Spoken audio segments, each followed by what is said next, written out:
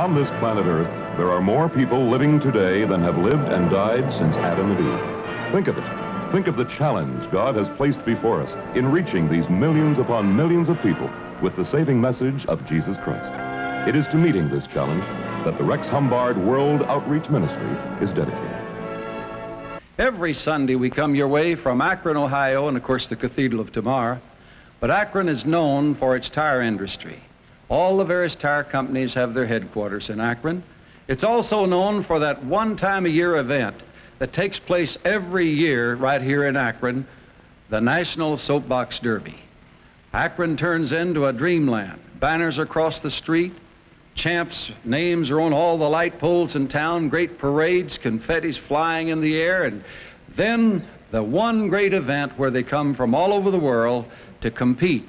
Young men, and this year, young ladies, in the All-American Soapbox Derby.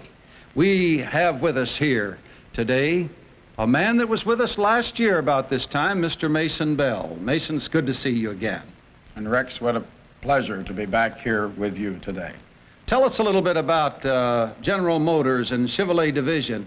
I personally feel this is a great thing for our youth, and you're to be complimented on doing something to encourage our youth to use their time. Idleness is the devil's workshop. And I look at this from one standpoint of keeping young people busy. But you're making real citizens out of these young people, I feel. We hope that we are. We feel that we do it through assisting young boys, 50,000 or more annually, to do a little bit of designing and a little bit of planning, a little bit of building. And in the planning, the designing, and the building, they become better citizens. I guess you and I are sort of partners, you know. Well, I think you'd say that. You are encouraging them to use their time, and I'm encouraging them to direct it in a direction that'll be not only the mind and the body, but in the moral fiber. We're all working together for a better nation, and I will say, as I looked upon the faces of these champs as they came down that hill, and in the various events you had, it's something I want to stand up, raise the flag a little bit, and holler, great for our youth, because we've got a lot of wonderful young people in America.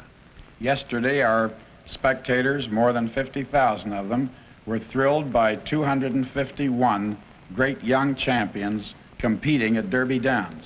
But before they could compete, Rex, they had to spend months in building their Soapbox Derby racer. Before they began the building, they had to plan and, yes, dream a little bit. So I think the whole result is that we've made them a little bit better through their dreaming and through their building. I think you and I should quit talking, and you brought me someone to meet here today. Who do you have with you?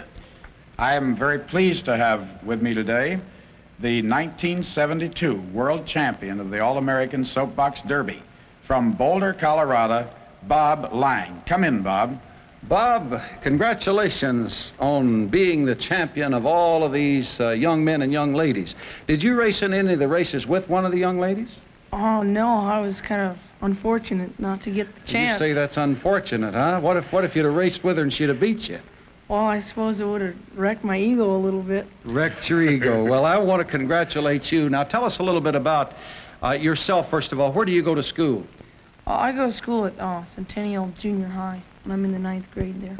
Boulder, Colorado? Yes, sir. We have a lot of friends in that section, so if you see any of them and they see you, you tell them hello for me, will you? I'll be glad to. I was in Denver the other day and had a great meeting there in the auditorium. It's a beautiful part of the country out there. Thank you. I like it, too. Do you ski? Yes, sir, all the time. Great for you.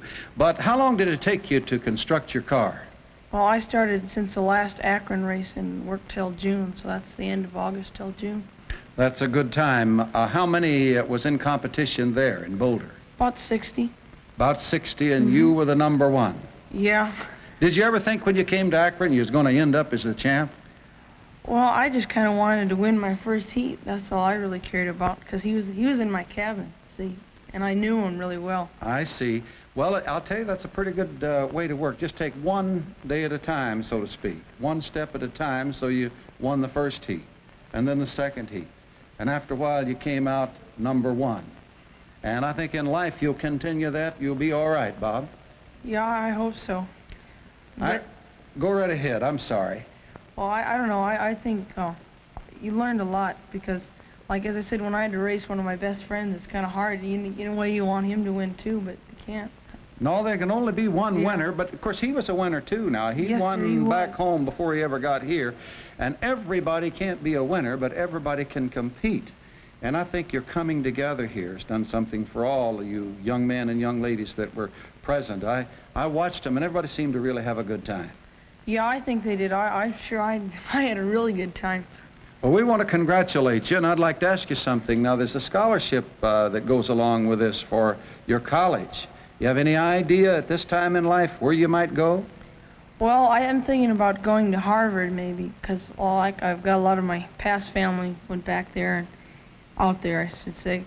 And, well, I don't know. I guess there's sort of a little bit of tradition in it, but I'm going to look at other places too as well, see which is the best for me. What do you think you want to be when you grow up, or what profession you want to go into, or occupation? Oh, I think a chemical engineer maybe, or I was just, maybe in some sort of research program develop. I like to tinker with things, and Well, you so must I might like to keep going at it. like to tinker because Yeah. you made a great car, run a wonderful race, got a good scholarship fund, and we're going to wish and hope that you'll have the best in life, and you'll keep on winning these races.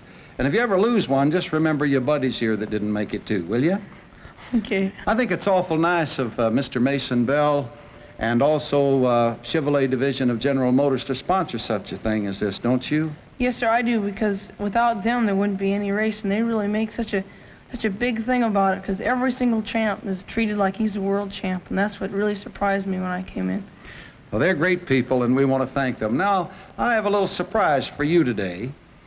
They started running these races in 1934, and the first race was in Dayton, Ohio. Then it moved here to Talmadge, then to Akron. And we have the man here that won the first soapbox derby race in 1934, and I'd like for you to meet him.